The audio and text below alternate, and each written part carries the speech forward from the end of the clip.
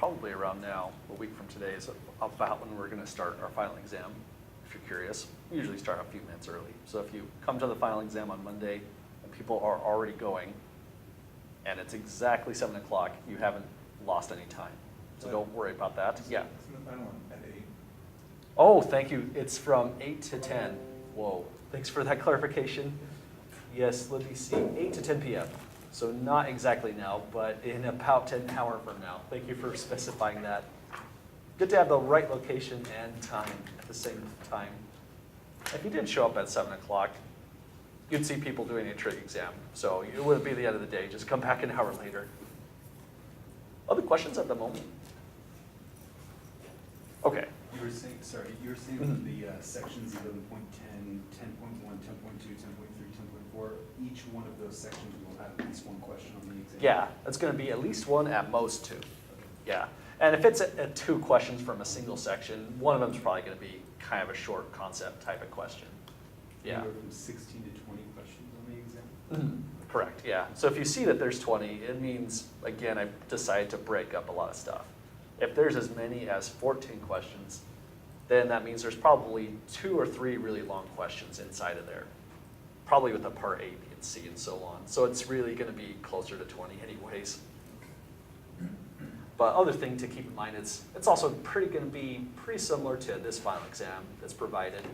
And I'm going to bring the 2017 version as well to class on probably Thursday or Wednesday for us to go over.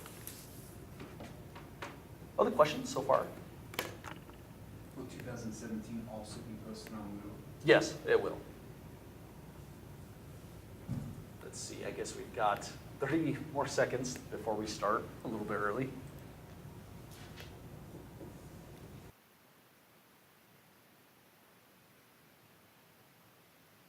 I'm not sure where to leave the screen on, but that ought to work.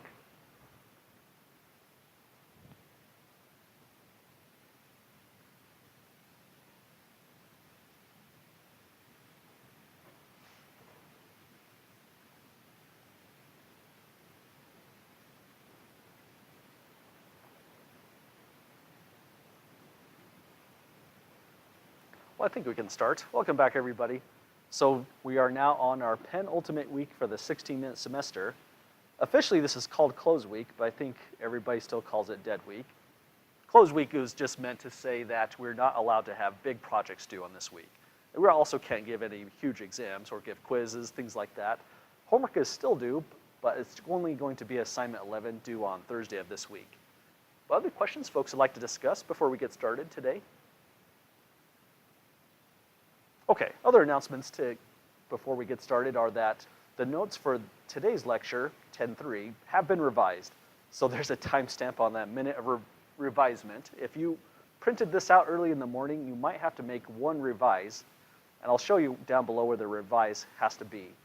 I put parentheses around the quantity sine theta plus r cosine theta, and that is completely wrong. There should be a multiplication drd theta with sine theta, and no parentheses capturing plus r cosine theta. So I'm not sure what the best way to indicate my change is, other than just highlight the sine theta and cosine theta where I deleted parentheses to make those notes correct.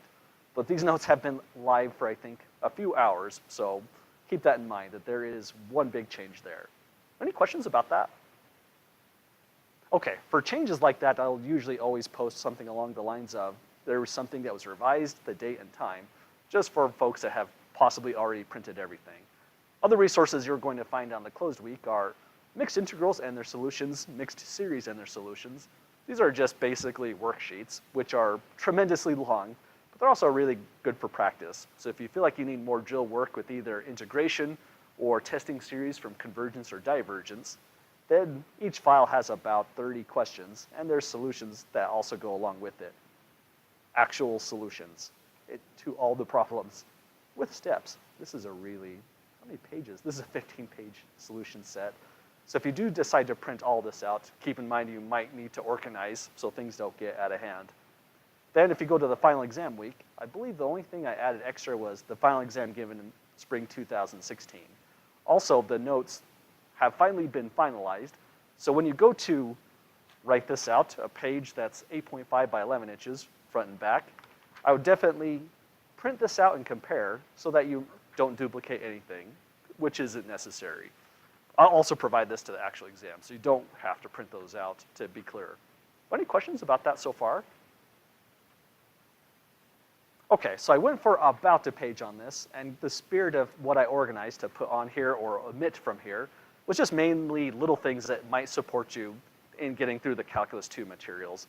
So I have the entire table of common derivatives as well as a table of common integrals as well. For example, if the antiderivative of the natural log of x ever occurs, that should just be a formula evaluation. You wouldn't expect to derive that result in the middle of an already possibly long problem. Same thing for things like tangent inverse and so on. So for me, putting this table here is to tell you what essentially the freebies are whenever you encounter these on the final exam. Not that you're going to encounter every single one of these as a formula, but if you have the antiderivative of cotangent, just treat yourself to the formula and you can move on. Then if you scroll down below, there's the table of trigonometric substitutions, just because I feel like that's sufficiently tricky. It's nice to have that as a resource. And quadrant 1 of the unit circle is also there. So it kind of went to the next page because I didn't format it the nice as possible. But keep in mind, there is slightly a back page to this. And when you write your notes for the final exam, you can have a full front and back page. It can be handwritten, machine printed, things like that. But it can't be, say, any cardstock out of the back of your book. So it has to be something that you created yourself. I think that's all the announcements I have for the final exam. Any questions at all so far, folks? Okay.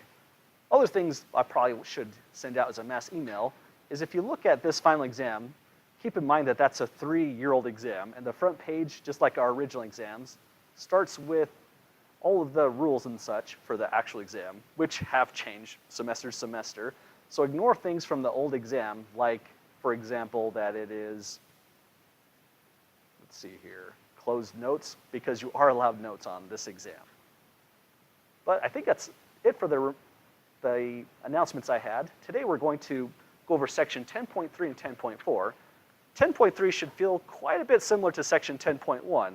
We're going to look at parameterizations of curves in the plane, except for focusing on the polar coordinate system entirely. Then when we go to section 10.4, it's meant to be a redo of 10.2 with polar coordinates. We're not going to try to do every single thing. We're going to focus in 10.4 specifically on area, and if we have time, lengths of curves. And that would close out the course so far. Any questions so far about any of that? Okay, so just like we did last week to start off, first thing we have to do is talk about the polar coordinate system. For some people, it may have been a while. How many people feel like a decent review might be a good idea, by a show of hands? Most people. Okay, so we'll spend probably about a half hour just detailing the polar coordinate system so that we're comfortable with it. We may get to the calculus portion. If we don't quite get to it, we'll finish it off on next class. But we're going to probably end at about 55 minutes in, so 7:55, so that we can have enough time to do course evaluations at the very end. Then, any questions before we start? Okay, so let's get started with the polar coordinate system. What I've started with on the board is the pole, which is meant to be the center of the system, or the coordinate 0, 0 if we were in the xy plane. Then we have the polar axis, which is just a ray going in a single direction. Sometimes if we need to compare two systems, the polar coordinate system and the Cartesian coordinate system, we think of this as being the positive x-axis when we overlay the two coordinate systems together. Then just like the ordinary xy plane, if you put a point anywhere at all on this diagram, whether it's the pole, whether it's a point on the polar axis, or just somewhere random that's convenient for me to sketch, then we have to decide what the coordinates should be. The coordinates are going to be a r theta instead of a xy if we're using the polar coordinate system. The r is just the length from the pole to the point. So this right here is r, which is a length. It's more of a directed length in the sense that r can actually take on negative values as well. If r took on a negative value, we wouldn't have the point along this ray, which is a measurement of theta. It would go down somewhere on this other end. But that's how we get the length, r itself. It'd be the distance here to here, and the second coordinate theta is the rotation, where we're saying theta is positive if we go in the counterclockwise direction, theta would be positive in this diagram, for example. I probably shouldn't write that because it's allowed to be negative. It's positive in this diagram, and it's measured from the polar axis itself, or the positive x-axis if you like.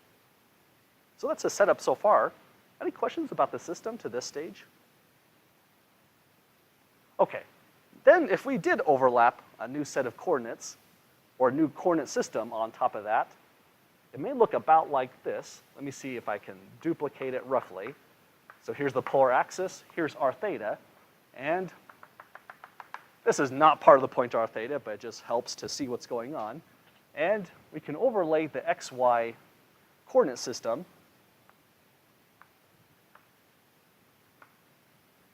I'll leave that in white to say that's the polar axis.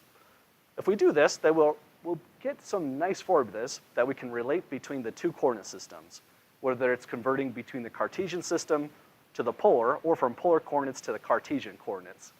And the way we do that is we just build a right triangle in this diagram. So if we have r theta here, then we can project straight down. This is now a right triangle. The length from here to here would be x, and the height here to here, we're going to call this a y. In other words, from here to here is x, or excuse me, from here to here is the height y, here to here is the length x of that right triangle. Any questions so far with the diagram? Okay, yeah. A top should be a y, yeah, right here. Oh, up here it should have been a y, sorry about that. Must have been thinking something else. So there'd be a y at the very top for the xy plane. Then we can now say, if we put right here an angle theta, we can calculate things along the lines of cosine theta and sine theta. Using right triangle trigonometry, let's do cosine theta first. Both of these would be divided by the hypotenuse. But first, for theta, what would be the numerator on cosine? Would it be, say, the adjacent side or the opposite side for cosine? Adjacent, yeah. And if you ever forget, just go after this mantra, SOHCAHTOA, and it will tell you that cosine is going to be the adjacent divided by the hypotenuse. The adjacent side is a side length of x. So we have to divide by the hypotenuse here to here. But what is the length of the hypotenuse in this diagram?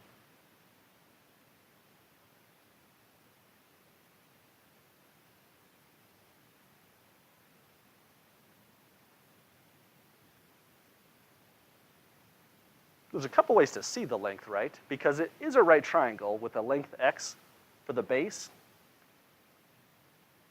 and a height y for that other leg. So we can always say that here would be the square root of x squared plus y squared by Pythagorean's theorem altogether. But there's a better symbol we can put inside there instead of square root x squared plus y squared. Anyone happens to know the best name to call this variable, the length from here to here?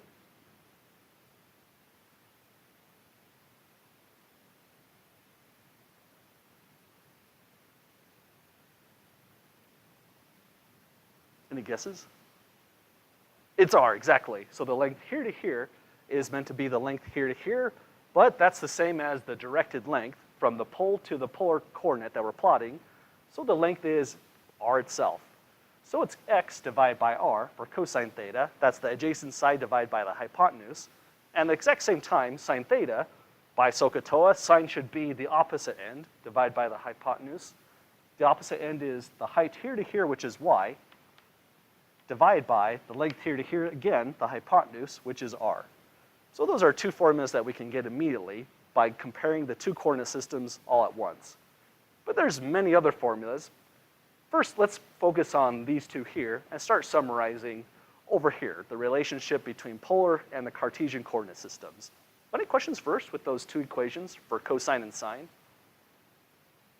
Okay, so those are nice equations because so far, they're tying together variables x and y for the Cartesian coordinate system and r theta from the polar coordinate system. So now we can unify both systems immediately by saying x is always r cosine theta. So if you have a point r theta, you can immediately say what the x coordinate is. and the y-coordinate is always r sine theta. All I've done to produce these two equations is just clear the denominators in the two old equations on the second diagram. Then, at the same token, we can produce another equation because we can say that now x squared plus y squared is going to be r cosine theta squared plus r sine theta squared. That's kind of getting on to what we were saying about this length from here to here, which we said was square root of x squared plus y squared. If we work and pursue that route, we're going to get a third formula for r itself. So let's work on that next. So all we have to do is square the right-hand side. This would be r squared times cosine squared theta plus r squared times sine squared theta. Then if you look at the right-hand side, really that's just r squared. Anyone know the reason why that's the case? The right-hand side is nothing but r squared.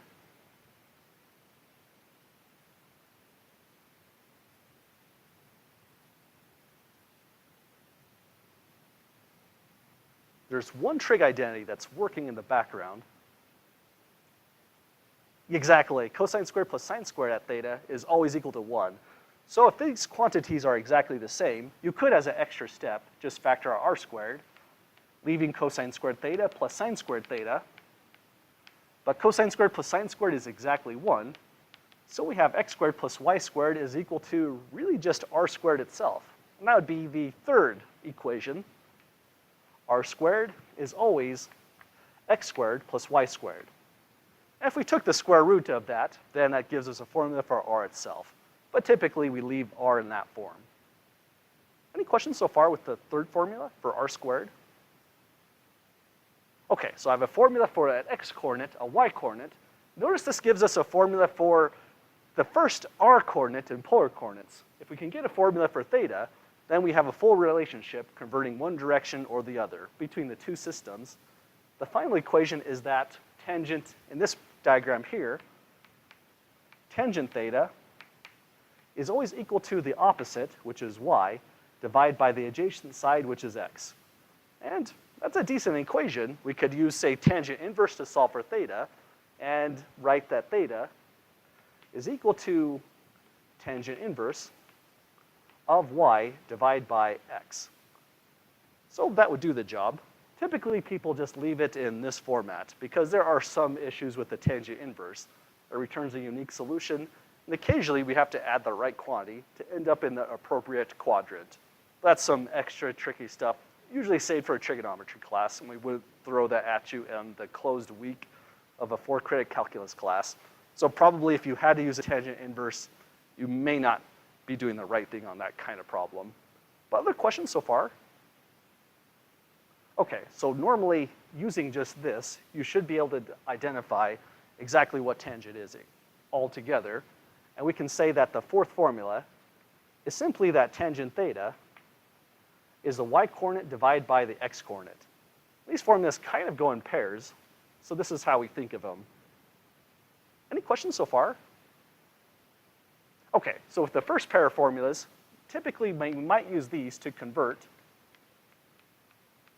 from polar coordinates to xy coordinates, or the Cartesian coordinate system, which is a long way to say it. And we typically use these two equations to convert from the xy coordinate system to polar coordinates.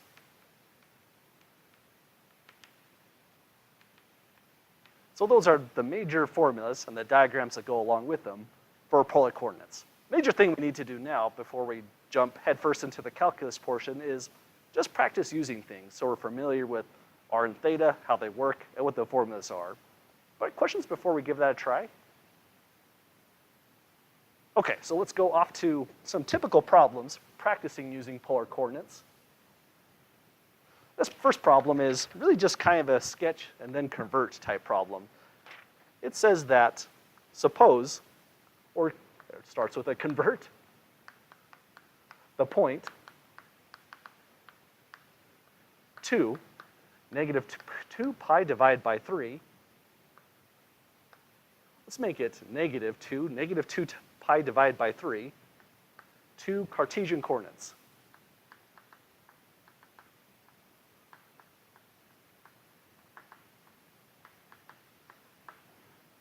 Okay, so for a problem like this one, what you could do is just sketch the polar coordinates first. I mean, it's helpful because if we get the Cartesian coordinates, we can determine if we're in roughly the right quadrant, if what we do passes a smell test. So even though it's not a required part of this problem, I think that's a really good idea to start with. Just the sketch for this point. We're given that it's an ordered pair. I notice that the context is really sensitive here because this could be either a point in the Cartesian coordinate system or in the polar coordinate system. But if we're asked to convert to Cartesian coordinates, that must have been in polar form. But if the context is insufficient, you could always add this. Or theta is equal to negative 2 pi over 3. And then it just makes it more definite what type of coordinate system you're actually dealing with. So first thing we need to do is start plotting. And the angle is the most important portion, I would say, to plot this point in polar coordinates. We have a negative 2 pi over 3 rotation. And if you rotated, say, this far, this would be by negative pi over 3. Or that would be negative 60 degrees. That's rotating, going clockwise, producing the negative angle. Then the coordinates start to sweep out this way. This would be negative 2 pi divided by 3. So that's where we'd like to be. We're somewhere on this line that goes through the polar axis. Let's keep on plotting. Another point up here, or excuse me, another rotation would be here is negative 4 pi divided by 3. And this would be negative 5 pi divided by 3. So that's all the pi divided by 3's going in the negative direction altogether. We need the one with negative 2 pi divided by 3, but we're going a distance of negative 2 along this ray. That means we're actually using this ray, and we're going a distance of positive 2 in the other, going the diametrically opposed direction. So this would be positive 1, positive 2, and this is where we would end up. Any questions about that? Okay, so this is kind of a weird plotting system because this is the coordinates for the point. Negative 2 is what we started with, but I'm actually a distance of positive 2, and we use a rotation of negative 2 pi divided by 3, but we're actually ending up on a rotation of negative 5 pi divided by 3 because of this negative right there. It's forcing us to go to the opposite end, which is along this ray here. And it also speaks of really the big deficiency of the polar coordinate system is we have lost unique representation of points in a really, really big way. Because we could also say that this is the polar coordinates for negative 2 pi divided by 3 is also putting us at that same point, which is positive 2, negative 5 pi over 3. And this is the same coordinates for the point negative 2 pi divided by 3, plus or minus 2 pi k, where k is any integer, possibly 0, 1, 2, 3, and so on. So if you do a full rotation by 2 pi, that's when k is 1, or say 8 pi when k is 4, then you have the same location no matter what. So rotating by 2 pi is just going to wind us around, but will be on the same distance. So we've lost unique representation. That's okay. We have the sketch down finally. Took a while to sketch that. Now we're off to the portion of the problem that we actually need to do, just a conversion. Any questions so far? Okay, by doing that first part, I know that our point is going to end up in the quadrant 1. So now when we do the conversion, we can just see if that actually checks out. So the answer is going to be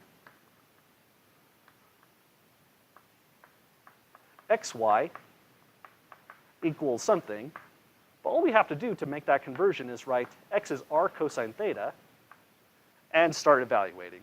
So when we go r cosine theta, we can take the original point just for completeness and clarity, or we could use any single one of the representations that we listed.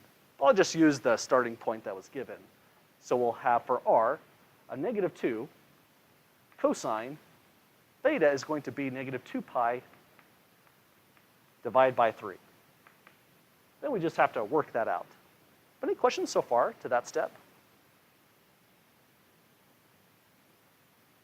Okay, so next, we need to do cosine at negative 2 pi divided by 3.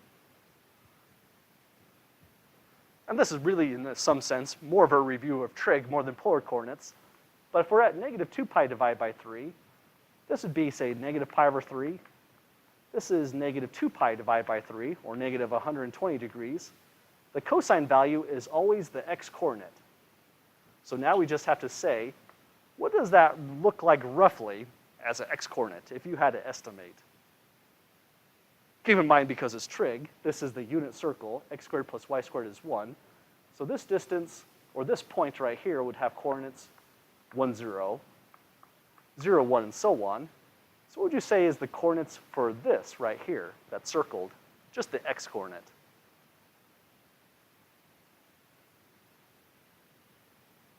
Yeah, negative 1/2 is about what it looks like, but it turns out that's dead on exact. So if you can draw a diagram like this, you can probably say exactly what the evaluation should come out to. Just because we're going to use special values like 2 pi divided by 3, pi over 2, and so on, to be able to do these exactly. So this is going to be negative 1/2, negative 2 times negative 1/2, which would give us a positive 2. I like the positive 2 there because it puts us in the right quadrant at least. We're either in quadrant 1 or we're in quadrant 4. We'll do the y-coordinate and see what we get. So y is going to be r sine theta, a very, very similar evaluation. But if you're doing r sine theta, this is now going to be negative 2 sine of the same theta, negative 2 pi divided by 3. And sine is always the y-coordinate. And it'd be something right here. That's something I cannot tell you exactly by listing the decimal points, like 0.5, for example. But I could give you the exact form using square roots. Anyone happen to know that value of the circled in blue so far?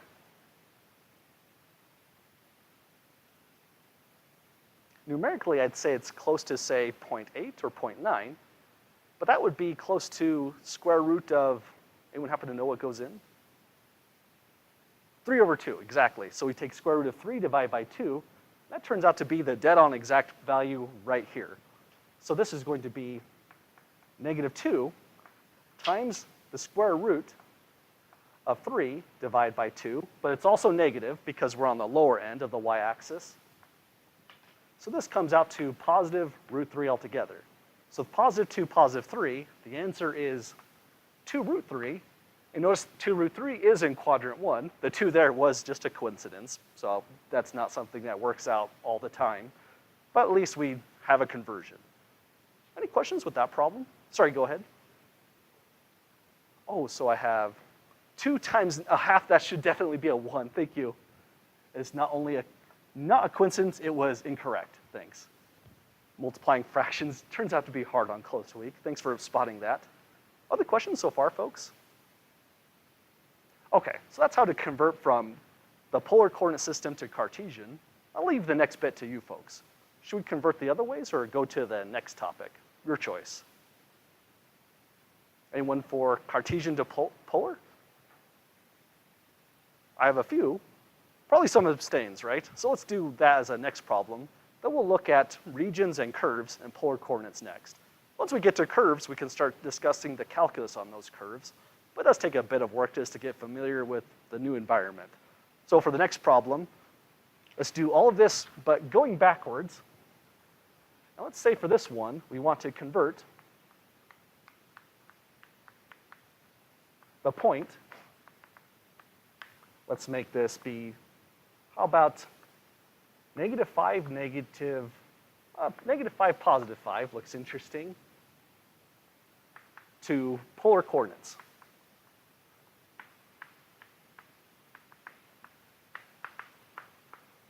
Because we're told to convert to polar coordinates, you could say that at that point, negative 5, positive 5 is your xy in Cartesian, just to be explicit. But this would be enough context to say what that point really is. And once again, all we really have to do is that second grouping of formulas. But it's helpful to plot this just to see if it's really going to work out as a polar coordinates once we get to that form. So we're going to -5 this way, +5 going this way, and what's neat about polar coordinates is you're done as soon as you say what that length is and what the angle measurement from here to here must be. Sometimes you can eyeball these things because -5, +5 produce that dotted line, which is on a kind of 45-degree line. Does anyone happen to know what the angle measurement for orange should be? Either radians or degrees if you prefer. It's 135 degrees, yeah. So if you stick to degrees, that'd be perfectly fine for the answer. If you went for radian measurement, that would be 3 pi, or excuse me, yeah, 3 pi divided by 4, and that'd be a equally fine way to write your answer. Notice we already have half of the information we need to get the polar coordinates, because the polar coordinates are of the form, all right here, answer r theta, and we found that theta should be 3 pi divided by 4, or let's go with 135 degrees. Just to emphasize, although radians are pretty common, degrees are just fine, just a change of unit. Now we just need the distance r. We could use, say, for example, r squared is equal to x squared plus y squared to make that happen. And just a comment, we never actually used tangent theta equals y over x. We solve for theta just by inspection. But you could see, take tangent at 135 degrees and see if you actually get y divided by x, which would be a -1. So this formula is really going to be more of a check for us. This is what's going to produce the value for r. We can say that r squared is x squared plus y squared. That means r squared would be the x coordinate squared, 25, plus the y coordinate squared, 25 as well. From there, r squared is 50. So r itself is either positive or negative, square root 50. So that produces the r, but we do have to pick the right quantity. Typically, we would just pick a positive version, because if I picked the negative r, I would have to specify what rotation that would be. It's kind of annoying to have to do that, and that's really the only reason people would typically pick a positive r. Sadly, you don't have to, so that's why there's also weird ways to specify the points, like on the previous problem. But we'll take r as positive. This is 25 times 2, so this would be 5 root 2. Or if you just left it as a root 50, that'd be all right as well. So that would be our answer in this problem. It tells us we have to do a rotation of 135 degrees. That looks about legitimate to me. And go a distance of 5 root 2. Oh, I believe that based on the distance formula. It looks about right. Any questions so far? Okay, root is slightly larger than 1, so 5 root 2 is slightly larger than the distance from here to here. And that's also another good thing to look at to see if the problem really makes sense. But that's conversion between the two systems. Next thing we want to look at are regions and curves. Any questions or comments so far, however? Okay, so this is polar coordinates so far. Polar coordinates are interesting because they're really, really useful depending on the region you need to specify. So let's do that next. This says, sketch the region.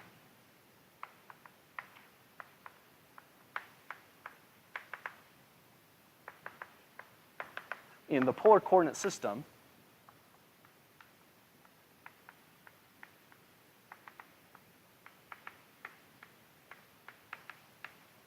that satisfies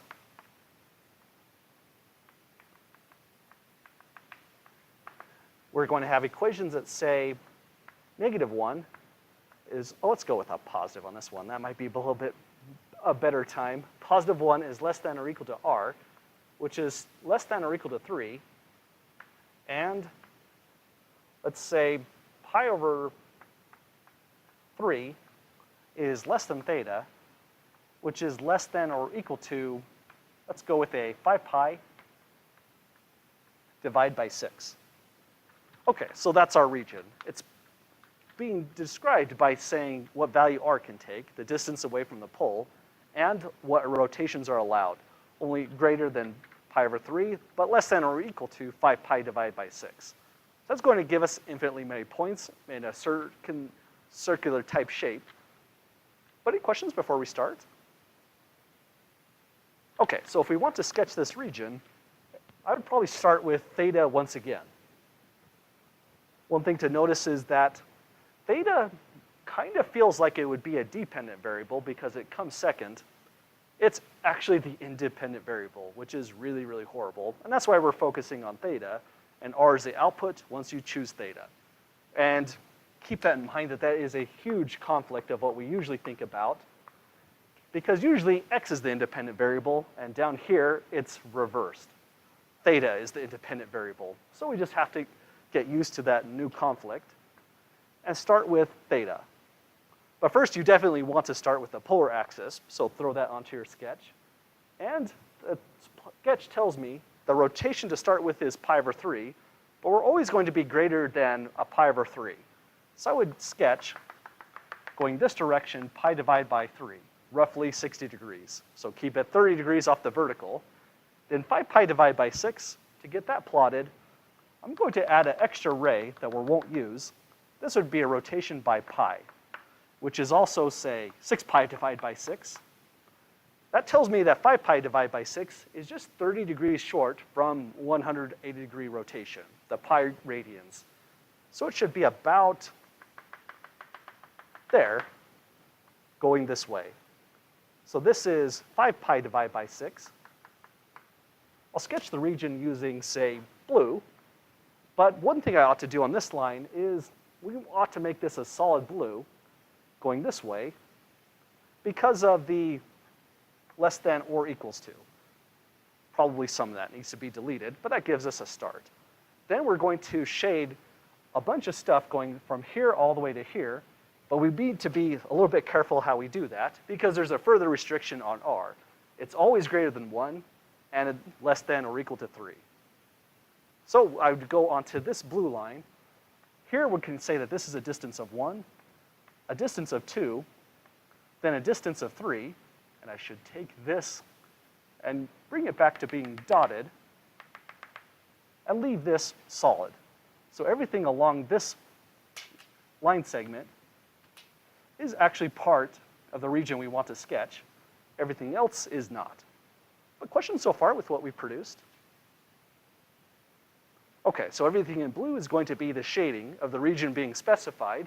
Next thing we can do is to say theta was allowed to rotate all the way up to 5 pi over 6. It started at pi over 3. So there's a semicircular arc that goes about like this with an open circle. Again, the open circle is coming from this right here being strictly greater than pi over 3 for theta. Then from here to here, I'm attempting to draw a semicircular arc, another open circle here, then everything between those two bands would be the actual shaded region. So this would be the region R, where these closed dots, the solid line, are saying this is part of R. The open dots and the dashed line says that vertical strip right at the boundary here is not part of the region R itself. So that's how to sketch the region based on these kinds of restrictions. Kind of a weird thing to do. Any questions about it? Okay. Probably, it seems kind of silly, but if you're taking Calculus 3, this might be one of the more important problems today because a very, very common feature in Calculus 3, not to find area under curves, but areas under surfaces. So you would have to specify in a Calculus 3 setting these sort of regions and then integrate over them.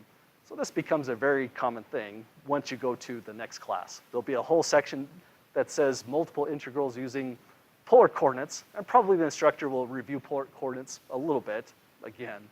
But any questions so far with this problem? Okay, then getting back to our class, we want to describe how to do calculus on curves, where the curves are specifying polar coordinates. So probably the last review type problem would be to actually sketch one of those curves. So let's do that very next. Any questions at all first? Okay, so beyond this, we're ready to start specifying how to take derivatives and such. I think this would be the last nice, useful problem to help us out, just getting familiar with the systems, the polar coordinate system. This problem says to do the following. Sketch the graph of the curve in polar coordinates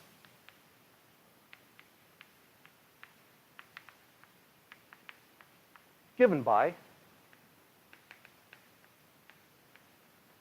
r equals, and for our first curve, let's go with, say, there's a lot of good ones here. 1 plus 2 cosine theta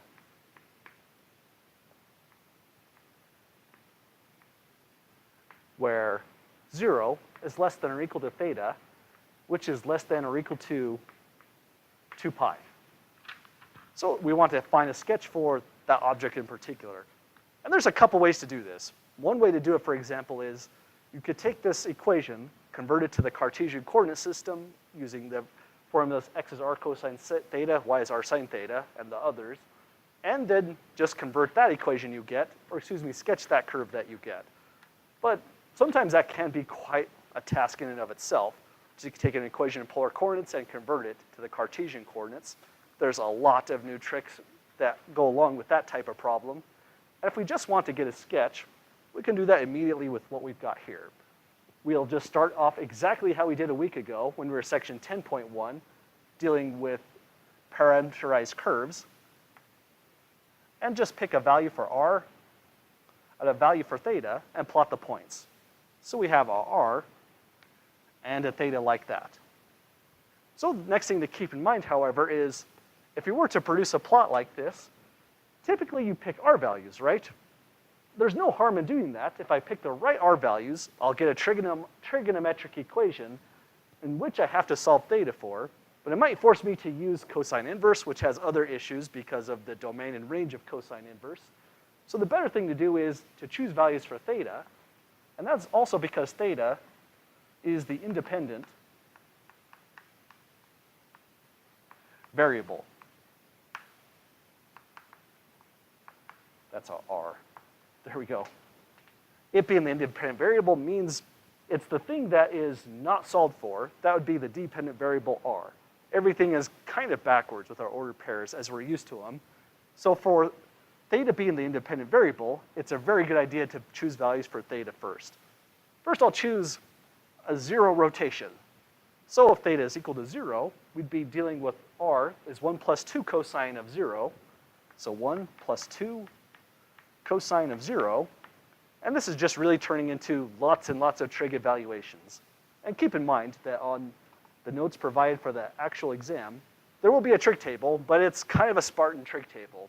If you decide you would like, say, the entire unit circle, more information, then that'd be things that you could throw onto your sheet of notes front and back. You can take to the final exam. So any trigonometry you'd like to use, you could just throw it onto there. So if we pick 0, cosine 0 itself is 1, so this is going to come out to a 1 plus 2 altogether. That tells us the radius is 3 when the rotation is 0. Then we just go down the line. Any questions so far? Okay, so let's pick maybe not a whole bunch of values, just values that we can evaluate rapidly and get a decent sketch. So maybe for the next theta, we could pick something like maybe pi over 3. Then we would have 1 plus 2. Cosine at pi over 3 would become a half itself. So 1 plus 2 times a half. So this would become a 2 whenever cosine is pi over 3. And these are what the evaluations start to look like. Does that make sense so far, folks? Okay, next. Probably the next easiest value would be pi over 2. So these are not evenly spaced, but that's okay. These are just things that are easily to approach with. I'm picking pi over 3 because I wanted to cancel that 2 with the fraction I get. At pi over 2, cosine takes on the value 0 itself. So this becomes 1 plus 2 times 0, giving us a 1. Probably another good idea when you sketch these out in polar coordinates is to sketch as you plot, because a lot of wild things can happen when we sketch a polar curve. So let's start with a pole going this way. We started with a 0 rotation, and we found that we're a distance 3 along 0 radians. So this would be the first point that's actually on the curve. Maybe I should make that a different color until we determine this point is on the curve itself. I'll plot with orange. Maybe that will work a little bit better. So orange are the points actually on the curve, and this is just the pole. Then we went to pi over 3, which is about 60 degrees. And along that line, we found we're just a distance 2. So with this point here, just imagine a semicircular arc being swept out. And that would produce that second point right there. Finally, at pi over 2, we went to a distance 1. Pi over 2 is this vertical line. So from here, we rotate to get to that point. So far, nothing fishy is happening, and the curve is being swept out in this direction. Does that look right to folks so far? Okay, let's continue to sketch then. So if we are at pi over 2, and we did a pi over 3, we might as well do a 2 pi divided by 3 and go from there. At 2 pi divided by 3, it's like doing this one, but cosine becomes negative 1/2. So we get 1 plus 2 times negative 1/2, but that's really just 1 minus 1 for a 0. So at 2 pi divided by 3, which is going this way, 120 degrees, the R value is 0. That means we actually do hit this exactly. But notice that the way we're sketching the curve is it's going about like this. Probably should have made that a little bit bigger. It's coming in this way. This might be alarming to a lot of people because this is not the graph of a function in the xy coordinate system. In other words, this fails the vertical line test, yet R equals 1 plus 2 cosine theta is still a function. In fact, we often write R is equal to f of theta in formulas, where f of theta is all of that. So one thing that we've lost in the polar coordinate system is there is no longer a vertical line test to determine if you have an actual function in the variable theta. That is really, really bizarre.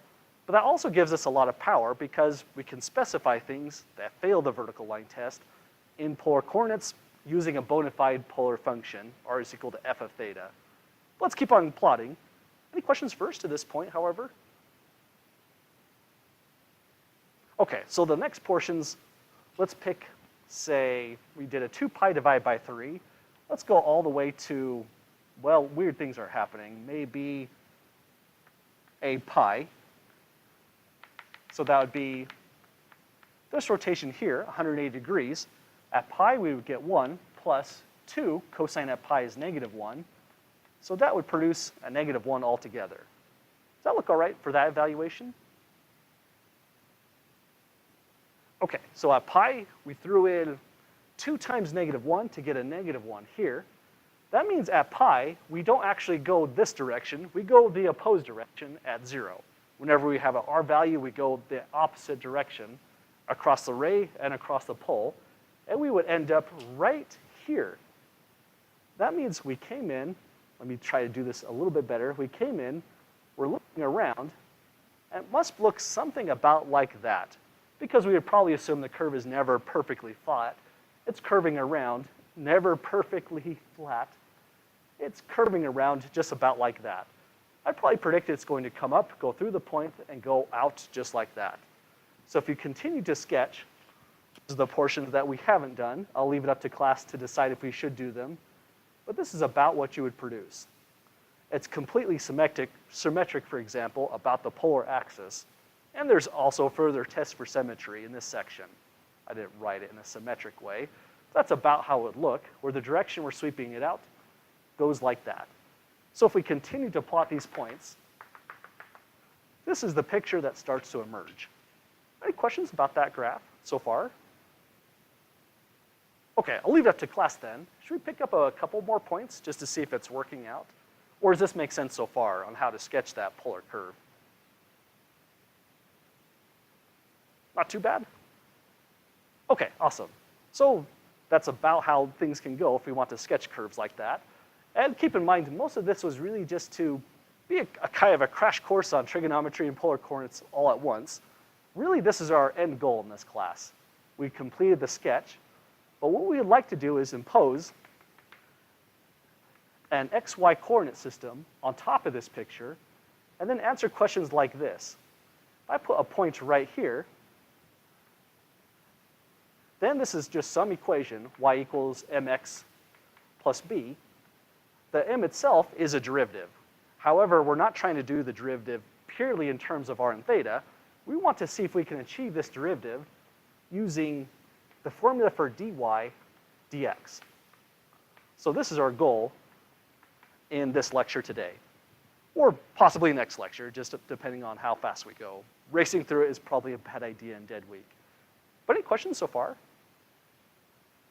Okay, so let's recall how we did that last time. The way we got this formula for dy dx is we had the following situation. Y and x were both functions of something. We're told that y is a function of x, so we can say that y is g of x, and that x was a function of another parameter, t. So x is equal to f of t.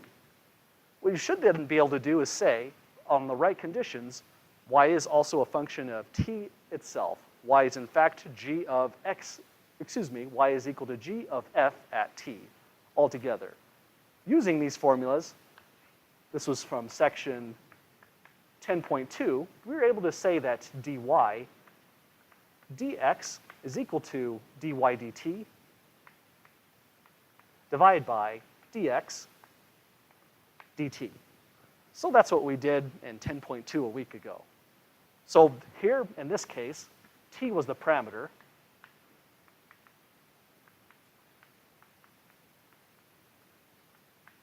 However, in this section, in polar coordinates, it's all about theta. This is the parameter. So we want to redo this entire derivative, really just changing the parameter t to a parameter theta, and see what happens to our new derivative in section 10.3. If we can do that, then we can redo really everything that we did in section 10.2, but we're going to be a little bit more focused. These are shorter sections than 10.1 and 10.2. Any questions before we derive that formula?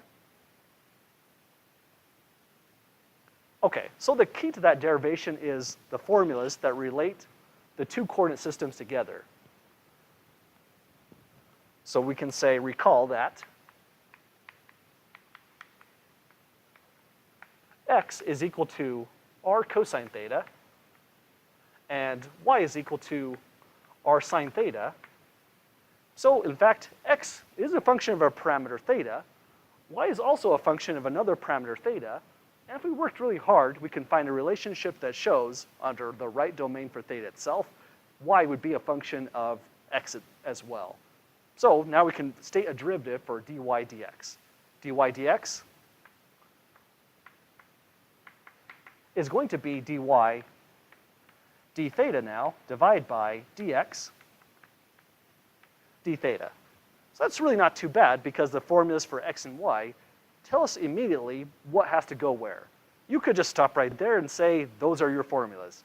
It's not a bad thing to do because if you have to use this process, you would rederive dy d theta, dx d theta each and every time, but there is a certain pattern to how this always works out. So a derivation is useful. Also allows us to review things like product rule, chain rule, and other great things like that. So let's start off by doing dy d theta to come up with the formula. So that's our equation for y. Y is r sine theta. That means dy d theta would be equal to something. But before you get too far on this derivative, recall that this is the situation we're trying to reproduce. R itself is a function of theta. So when you see the r there, it's not strictly chain rule, but there is a hidden variable. We're really forced to use product rule immediately. Because we have a function of theta here, we're just calling r, and another function of theta, which we call sine. So dy d theta would be first derivative of r with respect to theta times sine theta, plus we copy r and multiply by the derivative of sine, which is cosine theta. So that would be the numerator of our derivative formula. Any questions about that using the product rule? Okay, so there's different patterns of attack when you write out that product rule, but what should always happen is r and sine theta are copied twice essentially, except you take the derivative of one in one term and the derivative of the other in the other term. If you've done that, then you've applied the product rule. Let's do it for cosine next, and then we can state the formula. So the next feature of this formula is that dx d theta, where this is our x, equals r cosine theta. First, we take the derivative of r, which does depend on theta. So we have a dr d theta. You could just write that as a r prime if you like, but keep in mind it's a derivative with respect to the parameter theta itself. It will be multiplying, I have to look at the right one, cosine theta, because we're doing dx d theta. Look at that formula there. Then we're going to copy r. The derivative of cosine is negative sign, so I'm going to scoot the negative between cosine and this. And that's what we would achieve. So cosine theta minus r sine theta for the denominator. Any questions so far with all of that? Okay, so our key formula can either be thought of as these two right here, or as a kind of dy is that dy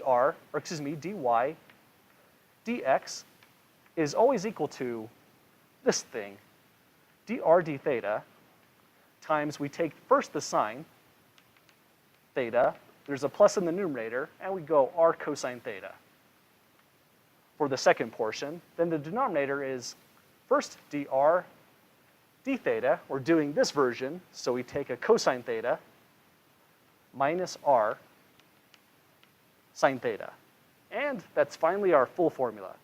Really what's interesting about this formula is that it's just a way of saying we're redoing everything from 10.1 and 10.2. So if you did this formula in this way, you would have been doing it exactly the way we used it in section 10.2, but this is just faster because the process will always boil down to this.